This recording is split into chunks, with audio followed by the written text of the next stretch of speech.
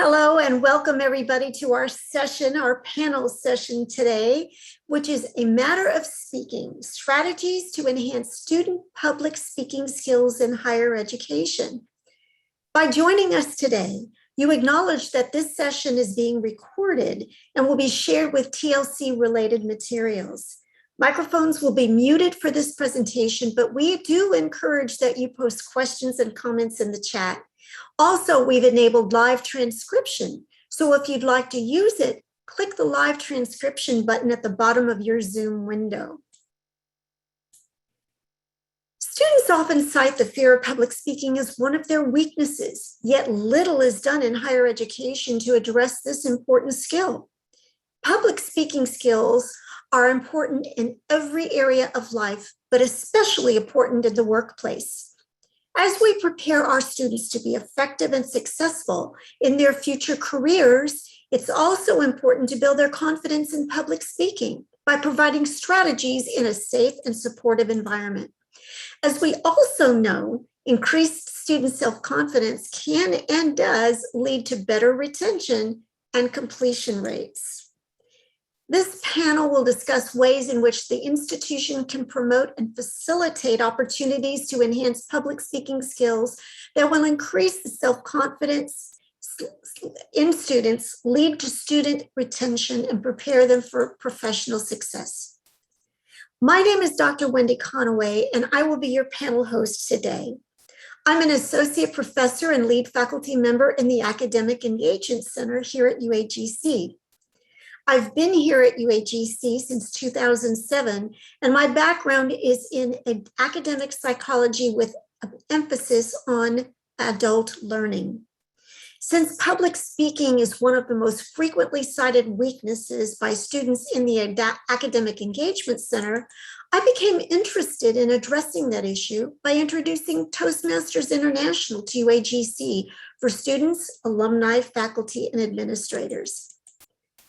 It is now my pleasure to present our panelists for today. Bill, would you please introduce yourself? Absolutely.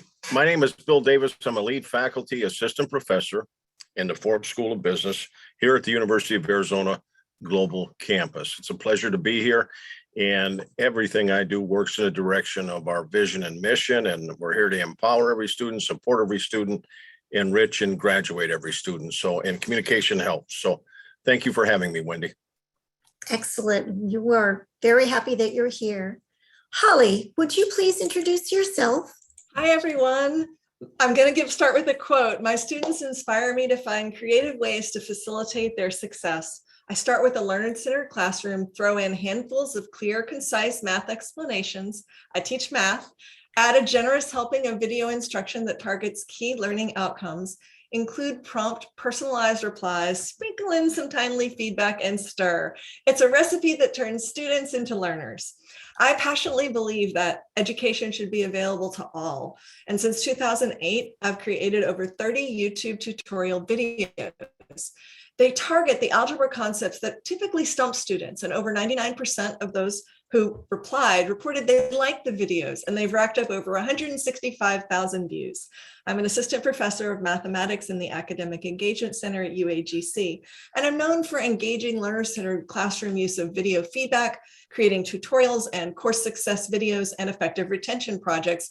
Most recently, I did a course revision, and it won the 2020 Adil College Course Award for that statistics course. I'm a frequent presenter, and although I teach mathematics, others may have noticed my authenticity in public speaking. I'm delighted to be on the panel today.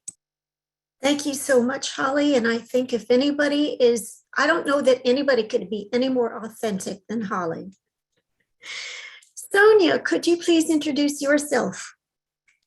Yes, hi everyone. My name is Dr. Sonya Bisboon, and I have been an associate faculty here at UAGC at the Academic Engagement Center now for the past 9 years, and I oversee the general education capstone course. I have a master's in education with an emphasis in school counseling, PsyD, and clinical psychology with an emphasis in health psychology. And I currently hold a license as a clinical psychologist in the state of California.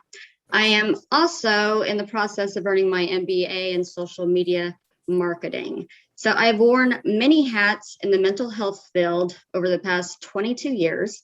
I have worked in several managerial and training positions in psychiatric hospitals and school-based programs. And so far, I have about 14 years of experience teaching online courses at the graduate level as well as college level, of course. Throughout my time here at Ashford/UAGC, I have co-authored a book that focused on teaching strategies for online instructors. I also co-authored and published a journal article with Dr. Wendy Conaway that centered on implicit bias within the online classroom. And in most recent years, I have been a consistent writer for the UAGC Hub newsletter, in which I write on topics that are meant to help improve one's mental health or well-being. I also currently lead the Live Learning Initiative for several general education courses in which other instructors, such as Holly, has engaged in and meets with students weekly. And this is also part of public speaking, in which every week we meet with students from all sections of a course via Zoom and discuss course topics and answer any questions. Thanks for having me. My goodness, Sonya, when do you sleep? I know. You are a overachiever. You definitely are. Well, we're going to start our panel off today with Sonya.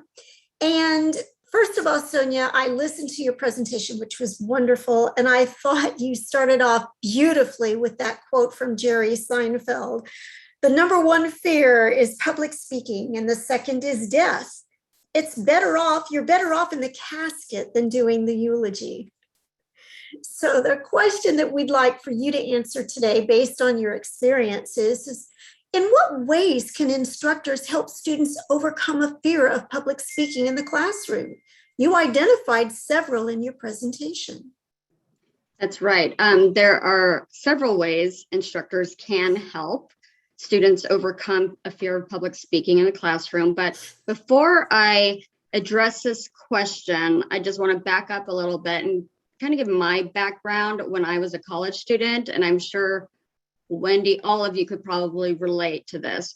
My motto was, my first year in college, I was away from home.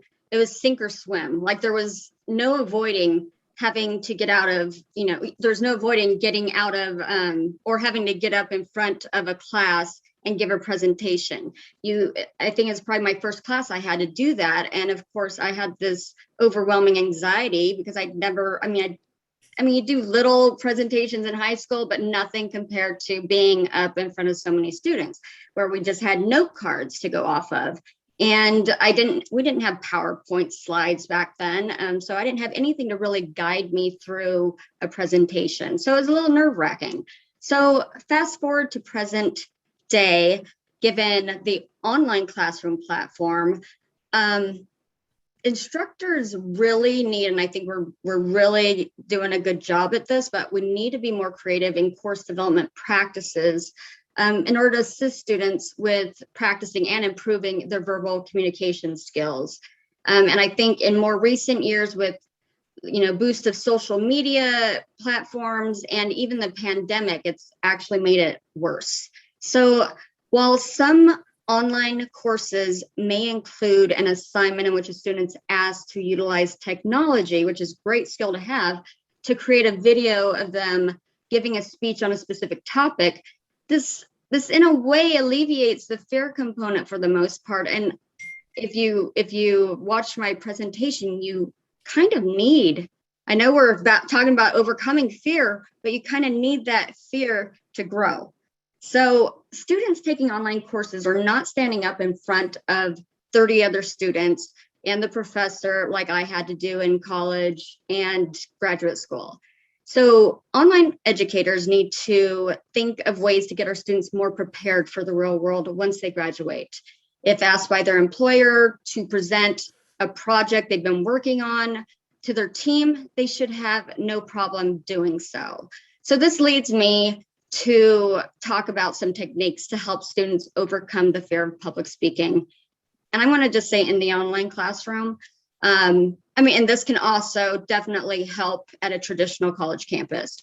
I don't know if you're all aware of the term flooding or in vivo exposure. They kind of mean the same thing when it comes to treatment of phobias, but this is one way to help students overcome the fear of public speaking. They just have to jump right in. And if we all could probably reflect onto our first speech, how that was compared to now. And practice does make perfect.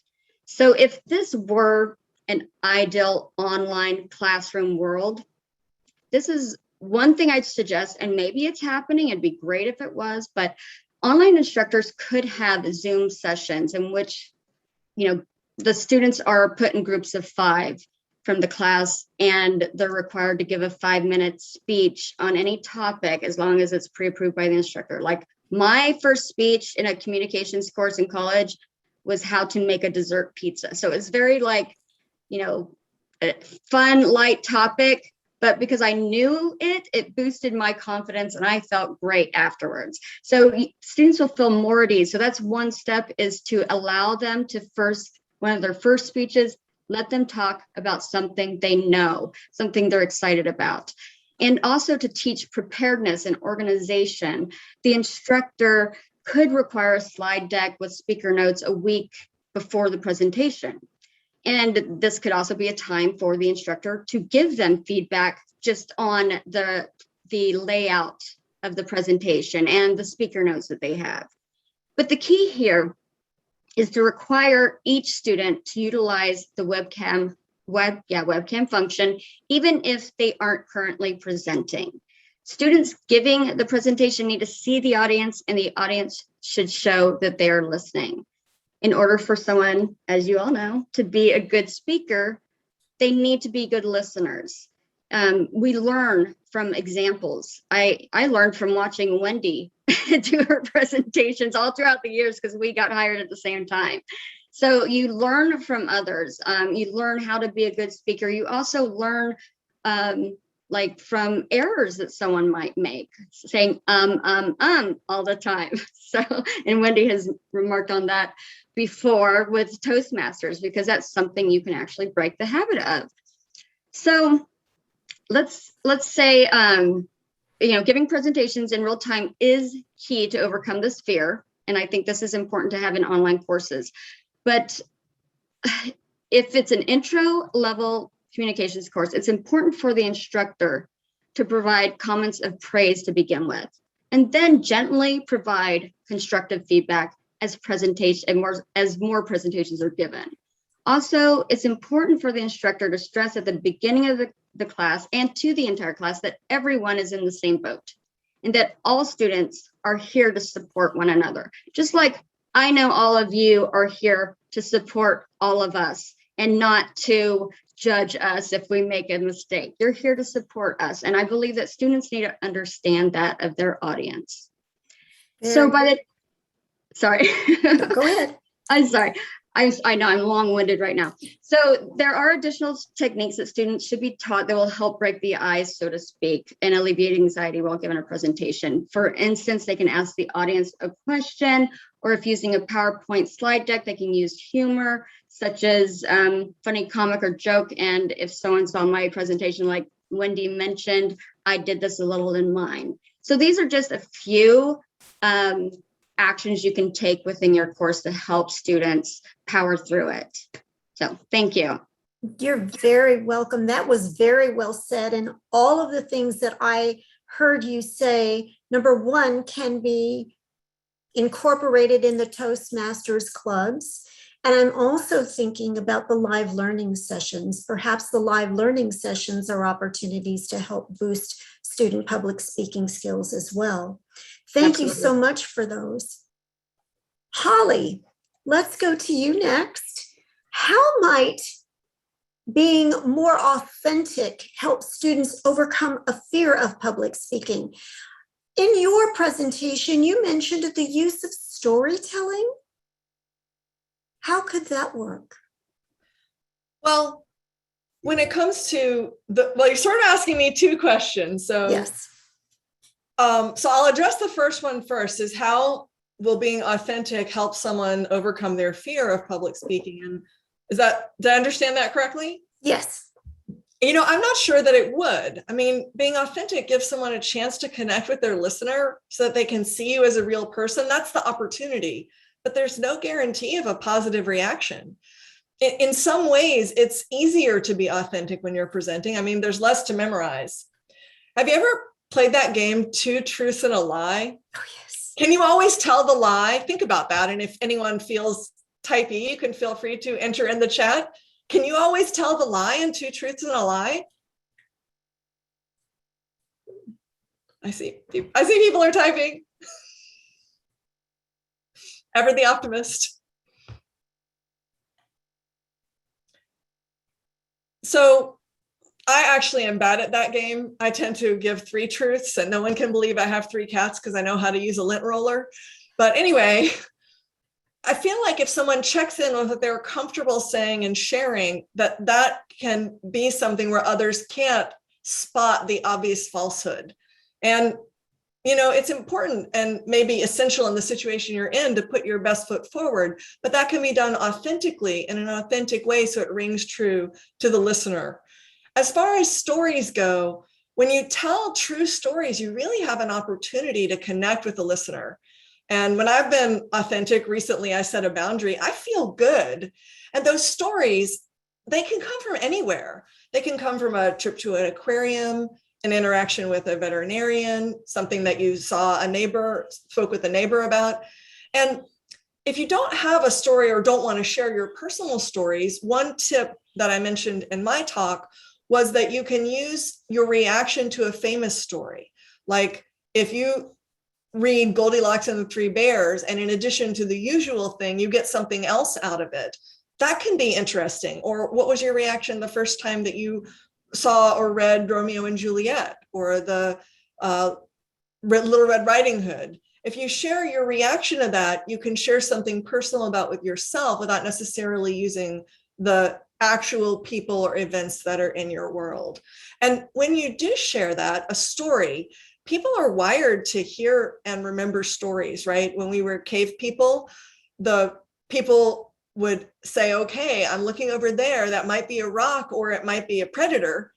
And the person's telling you the story. So I was careful, and now I got to make it back to our hut. So if you think about it, our stories were really a life-saving thing. And statistics, even though I teach math and find statistics to be something that can be very engaging, just sharing statistics tends to leave people cold.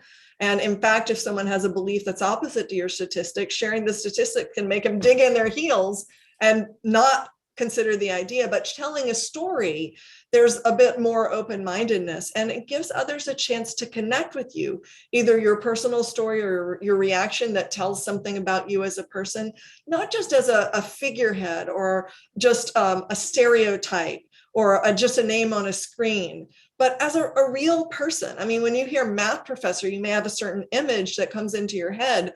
I'll bet I don't fit it. So getting to know something about me personally helps you to see that I'm a person.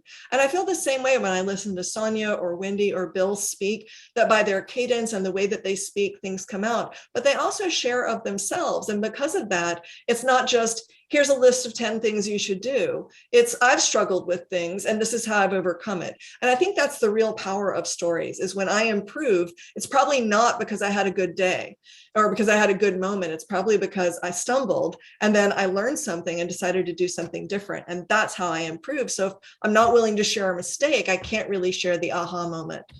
Thank you, Wendy. You're very welcome. Thank you so much, Holly. That was very well said. Bill, what have been the career-related issues that emerged from students being under-practiced at public speaking and other communication skills? Well, I don't know. I mean, communication is very important, and it's you call it a soft skill or whatever you want to call it. Andrew Clark used to call it durable skills. Those practical things you're able to do. When when you look at careers, usually, if I was hired, I look at skills first, right? I've hired many people, vice presidents, et cetera. And I want to see their skill set. But then I want to see some of their attributes. I want to be able to see how they relate, where their attitude's at, what my perceptions may be in terms of how they handle themselves, et cetera. But a lot of times, depending upon the situation, the context, for example, this is practice. So it's kind of hard to break anything here. You might be in a Toastmasters and you get, you did two hums or you did this or that. But really the message got through, but we just kind of fine-tuned some kind of skill or something that we had. But I think in a career, when you get into the real world, I heard Sonya talk about that and Holly, and I keep hearing the theme, authentic and genuine, basically real self. Are you your real self? Because if you look at the three types of communication, verbal, nonverbal, paraverbal, the speed in which we talk, then you look at any message you send, the content part, the tone, the relational tone, and then you take a look at the ability the audience feels you want a relationship, right? So they perceive all these things, but so much of that is translated through your nonverbals. So if you're giving a talk and you're walking up in front of 100 people and you don't appear confident, you may be perceived, real or perceived, as unsure of himself. They're lacking something, or we need to work on this particular trait with this person. Or you may tell them, you may take, it could be something simple as just coaching and practicing. I've seen so many people just have an aha moment because of one-on-one on-the-job training. I'm a big Dale Carnegie fan too, as well as Toastmaster. But Dale Carnegie in the 80s was probably the best investment I ever made, because we talk about storytelling, 2-minute drill, minute 30, tell the story, tell them the action you want them to do it, and tell them the benefit. But if you're not practicing, if you're not looking at opportunities on the job, through the job, off the job, in the classroom, Sonya, I absolutely love your idea for Zoom sessions. Oh boy, wouldn't that, if we can do some of those things and go into a week 3, guess what assignment 2 is? We break up into 5, and you just see how I'm using my tone, a little bit to reach, and you just say, you're going to have an opportunity to practice, and here's what we're going to do. We do that in Business 202, but it's a separate course. But if we build that component in to a lot of different courses, what happens? More on the, in the classroom practicing. And what happens with practicing? Fine tuning. Now, if you put too much structure to that and you make them, you have to do this, then you have to do that, then you have to, all of a sudden it's not fun, right? And people grow when they're having fun. People grow in the area of their strengths. So, but it's so easy to spot people that need a little tuning, that need a, I'm a big fan. I've heard Newton and everybody talk about Dr. Newton about Barbara Rogoff's I do, we do, you do. You have to lead with care, and you have to show the way and be the example for them to follow. So if we're looking down, or we're not looking across, or we're not comfortable, and we don't set that tone, and we don't say, come on in, they're not going to get better, Wendy, in their careers. And if we don't seek out these resources like Toastmasters and one-on-ones, and, I do some of my best communicating through Zoom, because of the pandemic now. But you have to understand the situation and context. You have to improve. And Wendy, to your point, in a career, if you can't communicate, I had a student tell me this one time, doesn't it all come down to communication? She was absolutely right. Absolutely right. And so I hope that answer fits well. Yes, it does. Thank you so much. I'm going to pose a question to the three of you, something that each of you have mentioned, and it is preparing students for the future, whether it is going to conferences or whether or not it is speaking in storytelling situations. We can see that a lot of our society is going more towards a text-based communication model with emails and texts.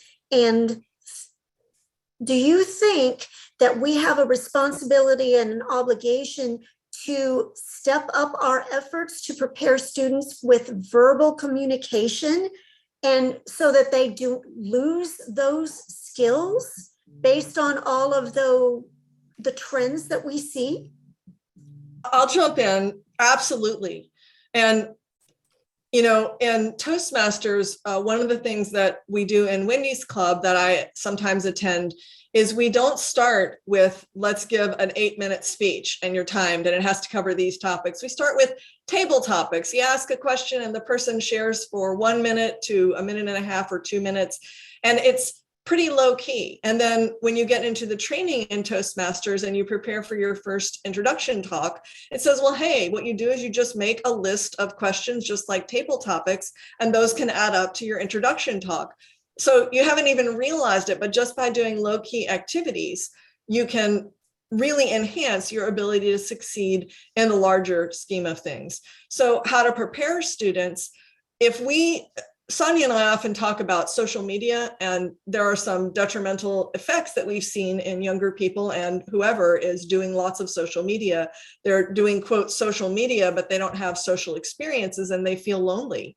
And so those skills really can atrophy. So allowing students to have as part of their coursework a live learning session where they're interacting verbally in real time, as Sonya was mentioning, and having assignments where some of it is that either there's a recorded presentation, because sometimes atemporal, just you have to have some things be atemporal, but have some things include times where students will say things or present things verbally. One thing I used to do when I had blended classes is I would have students do a topic.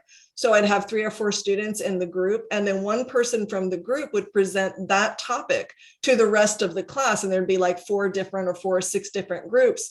So they would just go up in front of the class right then. Or I would put a math problem on the board and ask the student to fill that in. So these kinds of things used to be there before the pandemic and when we weren't fully online, and we need to get creative about finding ways to put those into the classroom. I couldn't agree more. Bill, Sonya, do you have any comments about, Sonya, you said you were working on your marketing degree for social media. Do you feel that there's a need to balance that with additional training in public speaking? Yeah, I mean, like how I answered the first question you gave me, absolutely. I think that, and I mentioned that within what Holly said, with the pandemic and heightened use of social media, and it's ironic that I'm getting my MBA in social media marketing, but because I'm going to be promoting it. But there's just better ways to be able to even verbally communicate via social media in a professional manner, I guess. And that's something that can be introduced into courses so that the use of social media doesn't have to be so like useless, like not useless, but like brainless, I guess, because they're not utilizing their skills, their verbal skills. They're texting all the time. They're not even working on proper communication, like written communication skills with social media. So, and it's just increased since the pandemic, and it's worsened, and we really, as instructors, need to jump in and I feel like save the world in a sense, because this is our future, and we don't have anything if these students cannot, I guess, succeed. So. Yeah, and I might add that, knowing the situation and the context is so important. In marketing, we're bombarded with, I can't remember the exact number, but it's thousands of messages that we see every day, branding and stuff. You see a cup, you see the TLC logo, and just overwhelms you. And when you look at social media, there's just some I just flat out ignore. You know what I mean? At my demographic where I'm at.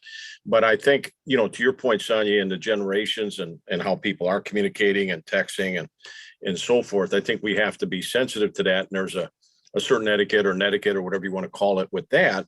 But, the bottom line is you still got to relate to people, right? You still got to have, use your nonverbals, use your tone, set the right relational, make sure the message is what they need to hear, or, understanding the why, and Back in the day, we used to call it our purpose, right? And why are we meeting?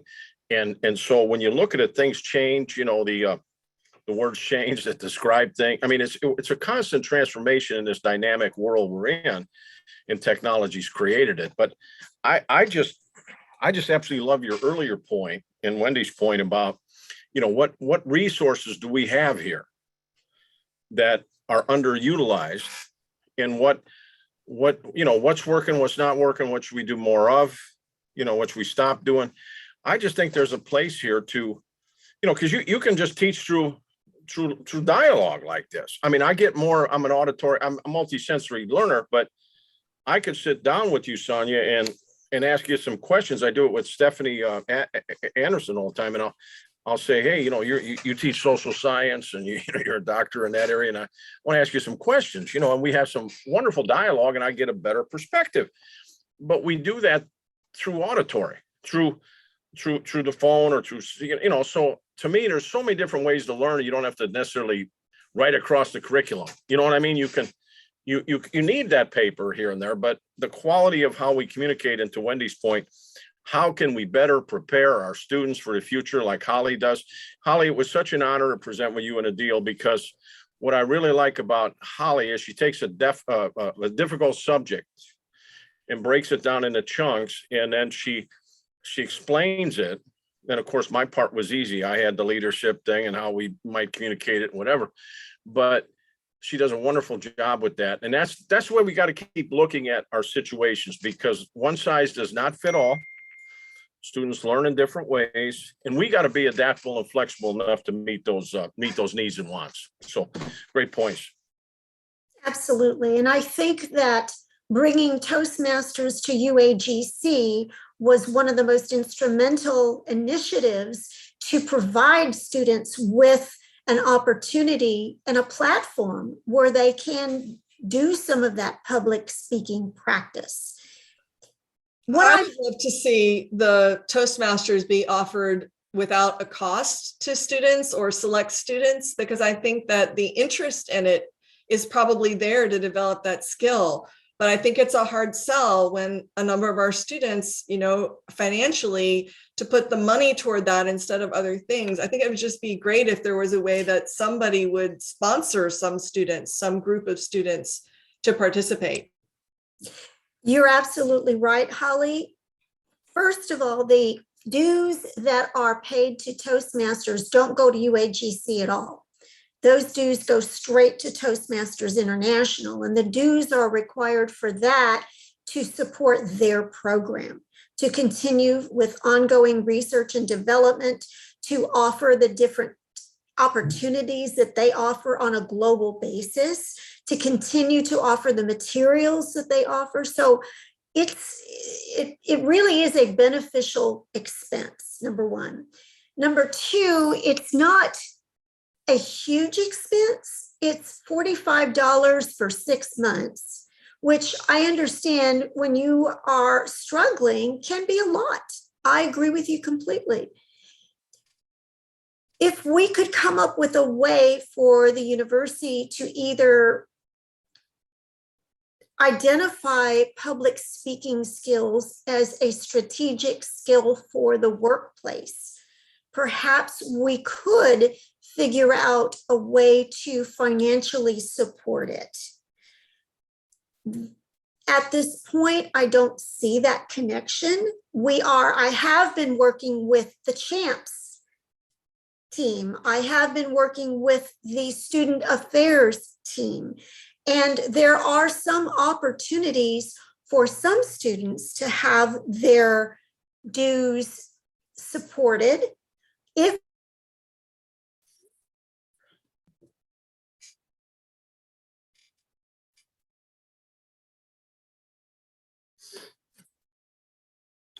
Wendy is froze up. Wendy is frozen. It sounds like there is the higher level people have some things in the works trying to get some support for students. And maybe it's something as faculty that we could try with ourselves too, to look for ways that we could have a program or something so that some students who we can see from the financials really would need help if they wanted to participate. So that it would also give diversity to the Toastmasters groups at UAGC. And I understand UAGC doesn't make money off of the Toastmasters. It's the Toastmasters dues that go to the Toastmasters. That's clear. Can you hear me now? Yeah. Okay, good.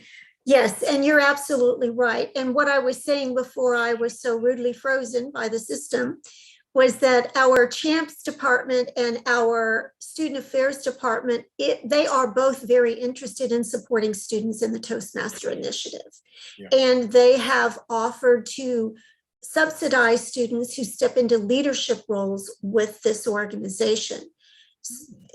As soon as we can get that happen, I think that would offset some of the costs, but it's very difficult to do so on a widespread basis. You have to consider that unless there is a significant reason, such as stepping into a leadership role, which is going to require more time, more effort, et cetera, we've got how many students? 35,000 students. It would be very difficult to say, okay, well, we can fund you, but we can't fund you on a broad scale. It's just financially, I just don't see that that's going to be feasible. I'm sorry, go ahead. I'm sorry, I thought you were done. Go right ahead. I just want to say one thing that, back in my past career, we used to have a saying in marketing all the time, barbecue the elephant a piece at a time. And when you're rolling out a big program, maybe Toastmasters trying to do too much, you take little pieces or little chunks of what you're trying to do and execute. And the thing that I learned a ton here, just my own personal experience, is working across departments and colleges. I mean, I like being in the Forbes domain and doing what we do, but I like the diversity too, coming over in a different subject area. And so I'm always open, Sonya and Holly and everyone, to we got Toastmasters, but sometimes we could just have our own little hour session once a month, because we used to do that and everybody dial in on the Zoom and and we call a water cooler conversation and just but that is practice in terms of learning, communicating, because we're taking stuff away from this today. But we could add a little structure to that. Everybody give a 3-minute talk on this subject or something. And those are ways to practice outside the classroom. But there's no doubt that the Toastmasters vehicle is a great progressive developmental tool, resource. And I think it's working. It's working. The success, what we've seen already happening, it's working. We've seen smiles in there. We've seen students gaining their confidence, perking up. And it's evidence that there's something special happening here. So we want to keep building on that. And we want to keep enhancing whatever else we can do. Because my point is, once they have an aha moment and they go, I can do this. Then their friend says, you got this. Then they walk out in front of camera and they're looking right at it. That fear goes away, melts away. And all of a sudden they might not see the growth as much as others will see it in them. And that's so important. So we just got to keep beating the drum, Wendy. We got to keep beating the drum. One of the things that I've noticed also is we have a lot of instructors who sometimes overlook or miss the opportunity to recommend that students work on their public speaking skills. We are not in a verbally communicative environment, so it's difficult to pick up on those cues. Some of the cues can be where students just flat out tell you, I have a fear of public speaking, or I'm apprehensive speaking in front of people. There are other cues that you can look for as well, such as if a student says, I'm apprehensive, I really don't want to go on camera if a video is required, or they don't want to create some kind of a video presentation and upload it, or they say, I'm just really shy. If they give any of the indications to the instructor, that's when the instructor can say, and Bill, you alluded to the fact that this is a NACE competency where career readiness is important. That's what we're here to do. We can seize on those opportunities to say, hey, there are several opportunities within UAGC where you can improve your public speaking skills. Do it now when it's easier, when there's a lot less at stake, where you can practice and get the confidence you need now in front of people who are very supportive, versus waiting until you're out in the workplace and your boss puts you on the spot with, Holly, as you said, a table topics question and says, okay, stand up in front of the meeting and summarize what your group has been doing. Or, Bill, do you have the answer to this question? It takes a skill that, as Sonya alluded to in her presentation, a lot of us have this inherent fear based on evolutionary tactics. So we have to, if we've got a large degree of public speaking and we identify that in our students, then that's just one way that we can help them prepare for their role in the workplace and in their profession.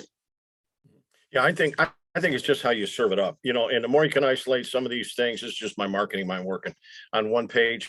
Here you go. We developed Roger Love Business 202, beautiful course, work on tone. We get some students get a little scared in that end too and back out, but not many. And everyone that takes it gets an opportunity to speak on camera 3-4 times during the length of the course.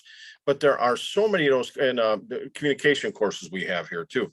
But if we can bundle them and say, here's the way we're going to work on you, not just with Toastmasters, but with this, here's what we encourage. And then to sell the sizzle, set the tone, project it out, put the vision out there, be authentic and genuine, our real self, because I want to help you, and let them know that. And I just think we've got the tools and the resources. Things take time, they're continuums, and but we need to get on the right path. And I still go back to I love Toastmasters, but also Sonya, I love that comment you made. If I own this, I would say, hey, every course we got 1 week, we're going to do some videos. And if somebody pushes back, says, well, I don't like that, I want to pay. Nope, this is mandatory. This is what we're doing because we believe in this. That would be a huge win, I think, for the system. But again, that's a whole nother transformation if that ever happens. But I believe in that. I believe people learn different ways, auditory learners, visual learners, kinesthetic learners. So we just got to keep beating the drum, like we said, Wendy. And Toastmasters is a huge win in 2021. I mean, I think it's just so great that it's around. Yes. Well, this has been a wonderful panel. Thank you to all of our panelists, and thank you to our audience for your participation in today's session. We encourage you to attend the next keynote presentation, which is Dr. Karen Sibley, who is going to speak about serving students and transforming society, which will immediately follow our presentation today. I hope that you enjoy the rest of TLC. Bye, everybody.